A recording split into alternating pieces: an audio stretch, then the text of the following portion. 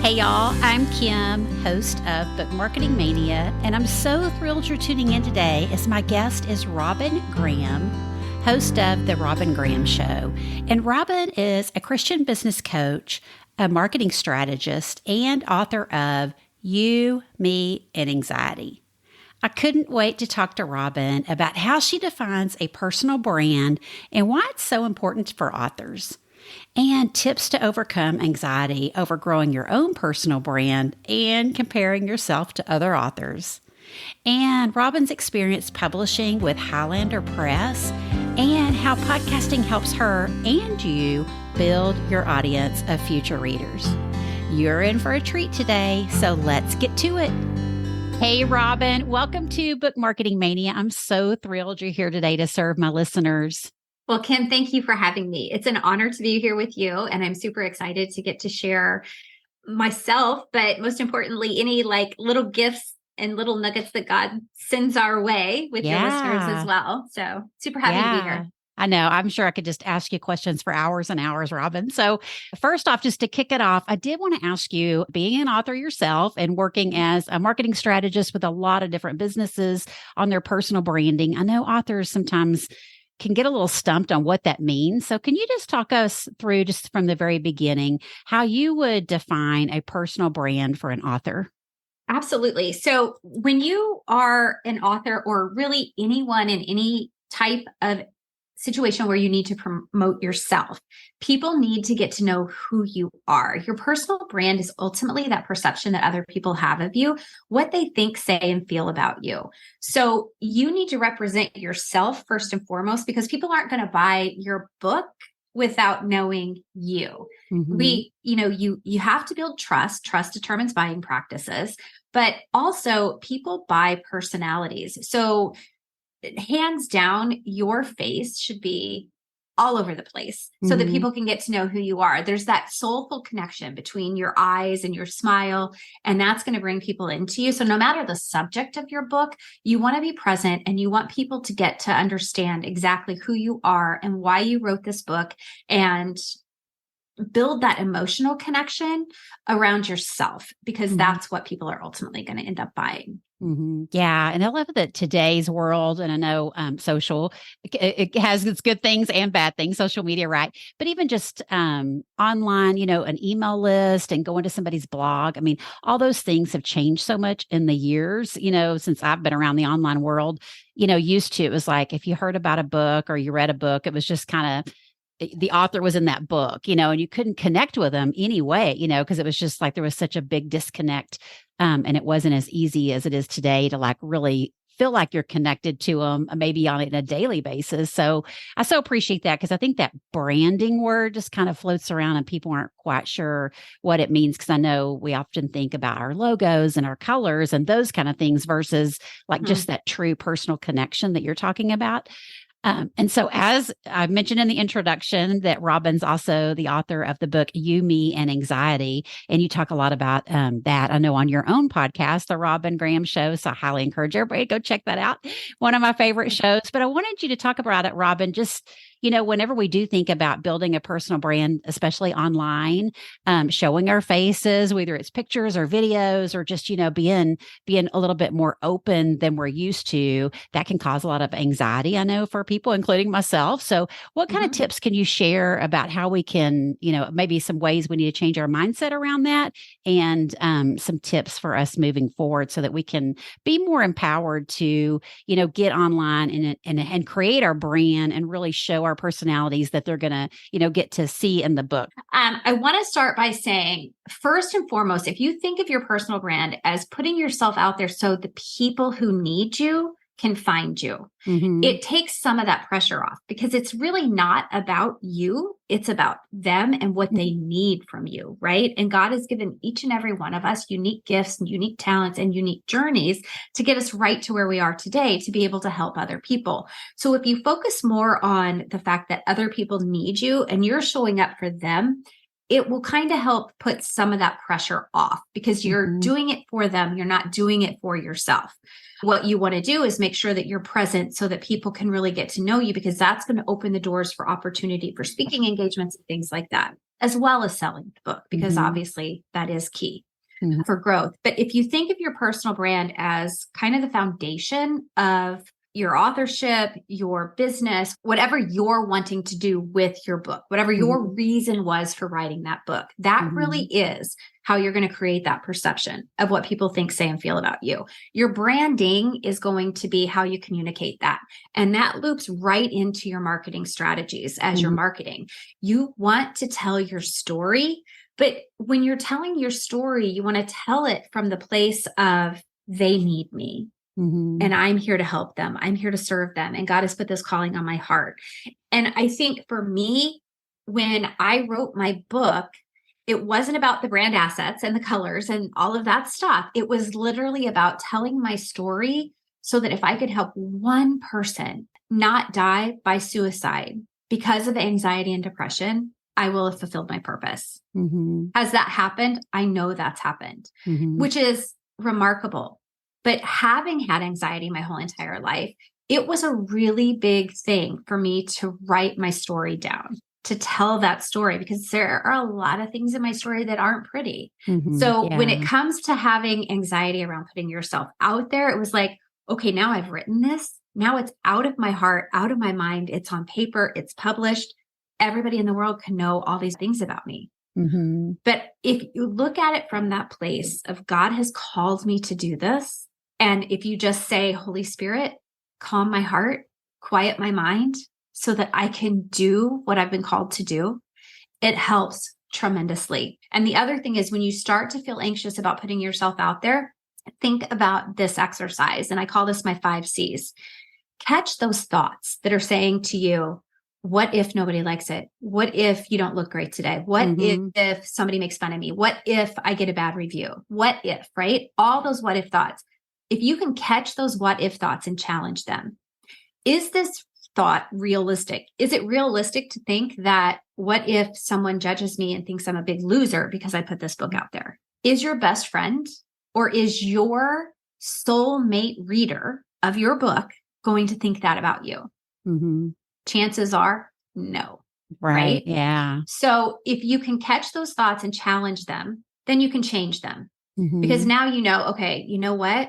First of all, I was called to write this book. Second of all, there are people that need this book, and the people that need this book are not going to judge me. They're going to appreciate me. They're going to love me. They're going to hang on every word I've written because it's going to help them. And the more you catch, challenge, and change those thoughts, the more confidence you're going to have. And then the more control you're going to have over those anxious thoughts. So you'll be able to put yourself out there with more ease, more grace, and you'll be able to grow that personal brand so that people can really, truly get to know who you are. Now, the other thing I want to point out here is, and this is a huge component of my business, is I'm not a huge fan of social media. And I'm not a huge fan of social media because of the elevated level of anxiety that it can cause. Imposter syndrome, comparison, it triggers doubt, all of those things, right? That are going to increase your level of anxiety. If social media is not for you, it is not the end all be all. People will say, oh, you're an author, you have to be on social media. Guess what? You do not. Right. You don't have to do anything you're not comfortable with. If you have anxiety around creating video or doing these things on social media, first of all, always ask the Holy Spirit to calm your heart, quiet your mind, because that's key. But then also create a strategy for your marketing that works for you, feels good for you, that you will show up for. Yeah, I think that's so good, and not be comparing to what everyone else is doing. I can't wait to check out more about your 5 C's exercise. Do you have an episode on that, or is that like a there is freebie actually no Okay.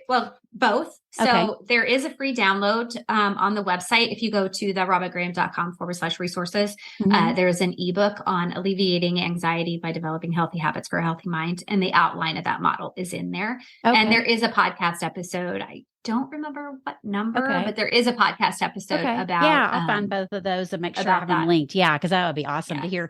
Well, let's talk about, because I know with your book, you published with Highlander Press, which I'm not familiar with. So I love finding out about new publishers. And I know that's definitely something that my audience gets anxiety about, is like what publishing route to take and who to go with. So I'd just love to, if you can just share a little bit about how your experience was with them. Sure. So when I had started writing my book years ago, and then I just had it sitting there, right? I hadn't finished it. Yeah.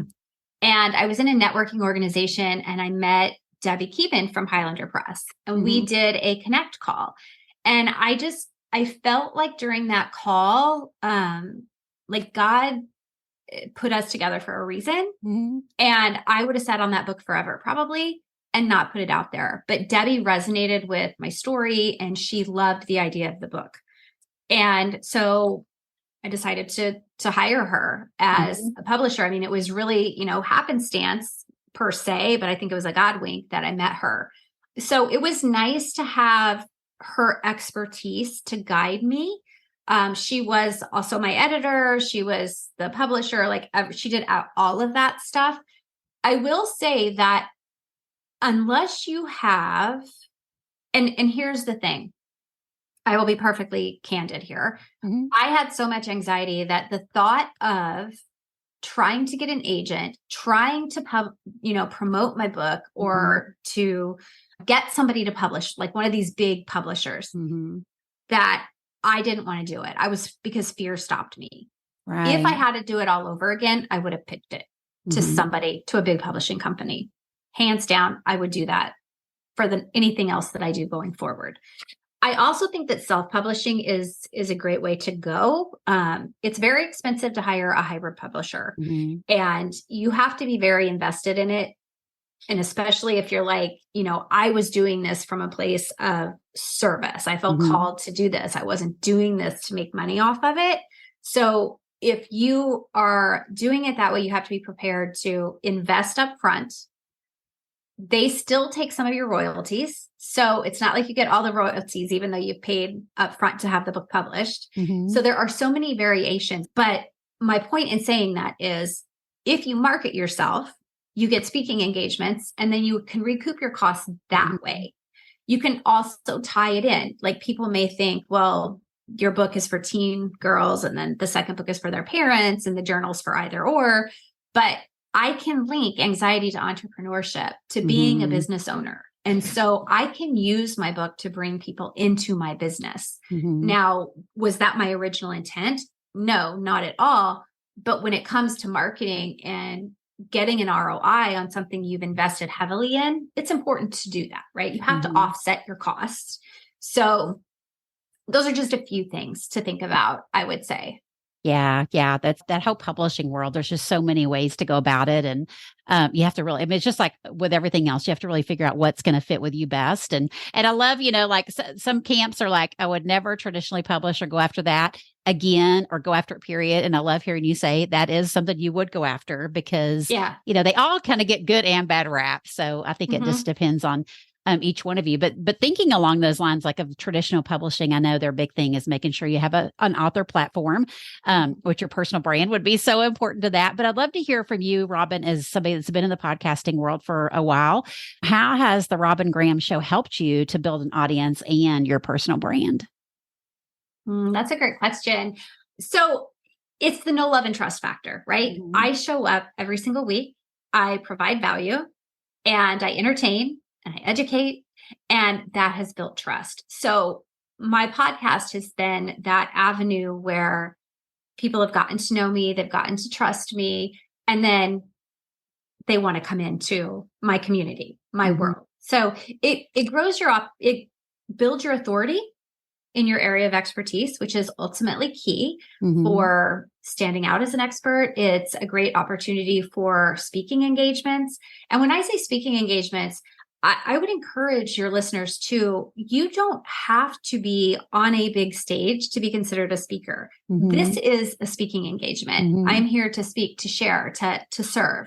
And you can start small. So if you're wanting to grow awareness around your business related to your book or just around your book, start small stages, just like a podcast. And then build from there, go out into your community and start talking to your chamber of commerce or church groups or, what other small avenues there are just to grow that awareness and increase your authority in your space. But I would say from a podcasting perspective, it's definitely the know, love, and trust factor. It's definitely growing your authority. And it's really also what is so key is relationship building. Because when you have a podcast and you interview people and you're going to interview people that are like-minded, And you're going to be able to build those relationships, but that becomes potential client sources. It becomes potential referral sources, potential collaboration opportunities. And I had a call this morning with someone I interviewed on my show, and it was one of the most productive, like coffee chat type talks that I've ever had in my life. And it's just, you can build these relationships and support each other, and it opens the doors to so many more opportunities for you. Hands down, I love podcasting. Yeah. Well, it comes through on your show for sure. And I'm so glad you said that, because I do think a lot of times just that I think we don't always put enough emphasis on the return on the relationships, like just what you can whenever you meet people on podcasts, and if you're a guest or host, and really connecting with people that you have on your show. Like I've gotten so much feedback from people that have, gone on to like write books together, or they, start masterminds together, or they are, speakers at each other's summits. I mean, you just never know what the future may hold as you start those relationships. So I'm so glad you said that. Well, we talk a lot about podcast pitching on the show, Robyn. So I'd love to hear from you as a host. If you accept podcast pitches, what really, stands out to you and shines in a podcast pitch? So we get so many pitches, and I am a big supporter of automation. Like I need simplicity. So people come in through an application process, and then we can approve or deny their application. And then everything from there is automated. They are sent an email directly with the scheduling link and that. So I'm all about simplification. I'm techie. And so all of that is, that's our process. Like it's an application process to be a guest on the show. When I do get pitches, I will say there are some that delete right away. And here's something that I absolutely is a huge pet peeve is one, they say, "Oh, I love your show and I love what you're doing. I listened to XYZ show," and then they go straight into their pitch. First of all, maybe to listen to one episode, that doesn't give them the authority to say they love my show. So I see that's like smoke and mirrors to me. I'm like, false alarm. Like they're just trying to woo me. It's not genuine. I like genuine truth. And if somebody pitches me from their heart, I'm a lot more apt to say yes and not even make them go through that process if I do see the email. But it's really about being genuine. I want to know what they're going to teach my listeners. How are they going to communicate? What is their expertise and how does that influence? I get a lot of pitches where their business, their service has nothing to do with my show or how the content that we typically present or the information, the value that my listeners are looking for. And so they haven't done their homework. They really haven't listened to shows. I also am so grateful when someone has left a rating and review. And if anybody is wanting to pitch a podcast, I strongly encourage you to do that because it's a give and take, right? This host is giving up their time to bring you on their show. They're learning about you. They're promoting you by having you on their show. And it's really just a kindness factor to leave a rating and review for anyone who you are pitching. And I get a lot of people, that's a question we ask on our application. And it's not a determining factor whether we say yes or not. But I will say that a lot of people say, not yet, but I will. And they never do. So I encourage you just from a sake of gratitude for having that opportunity to pitch to them and to have that opportunity to be promoted on their show. I would definitely strongly encourage that to leave a rating and review. It's a big feather in the cap to do that. Yeah, I totally agree. And I think that really makes you stand out because not many people will take it doesn't take long to do, but it really does stand out in a podcaster's mind that you took the time to do that. And then of course it helps other people when they're checking out your show to be able to see a review. And I'm so glad you have a form because I love it when a podcaster has a form because it just makes it so much easier, because then you know what they're looking for exactly, kind of in the format they're looking for. So that's all great. So I love that. Just so many things that I've spoken about on the show. So I'm so glad that we're like-minded in that, Robyn. So let's talk about Podmatch because that's how we formally came up with this interview. Although, like I said, I've followed your show forever and you've always been on my mind, but I probably just thought, oh, I don't know if Robyn will take the time to come on my show, and that's another podcaster's, issue, right? But seeing your name pop up on Podmatch as a possible match, it was like, oh, well, obviously Robyn is looking to be a guest on podcast, so maybe she would like to be on my show. So I'm so glad that like that has been our formal connection. But I'd love to just hear from you how that has, been a benefit to you for you to go guest on other people's shows and make new connections. Absolutely. So it's really kind of funny because I don't necessarily use it to get guests for my shows, but I do use it to get opportunities. And I have had some really, really cool interviews with people that I never would have crossed paths with, not connected with them any other place, but they see my profile and they invite me on their show. And it has opened many doors of opportunity to reach my ideal audience. And so I encourage it. I don't pay for the platform. I use the free platform.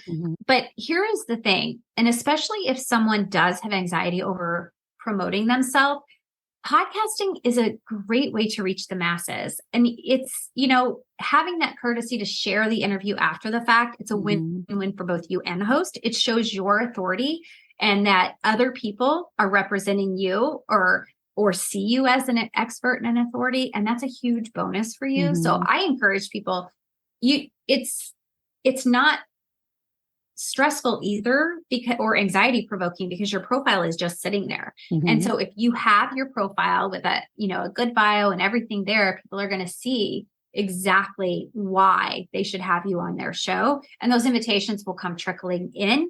You don't have to then sit and pitch all of these people or fill out a lot of forms. They come to you and ask you, invite you.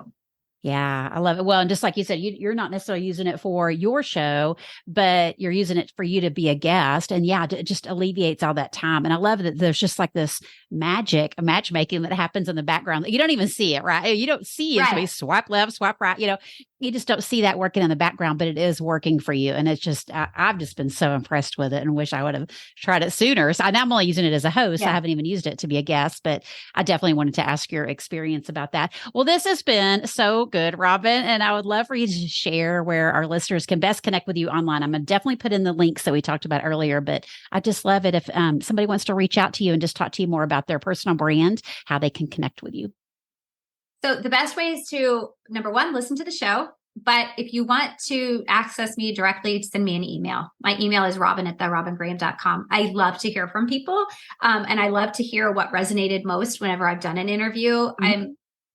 I welcome building relationships at all levels. So feel free to email me. But my website, robyngraham.com, is where you can find everything, free resources about my services, about the podcast. The blog always has the podcast episodes there. So the website is hands down the best place to find everything you need to know.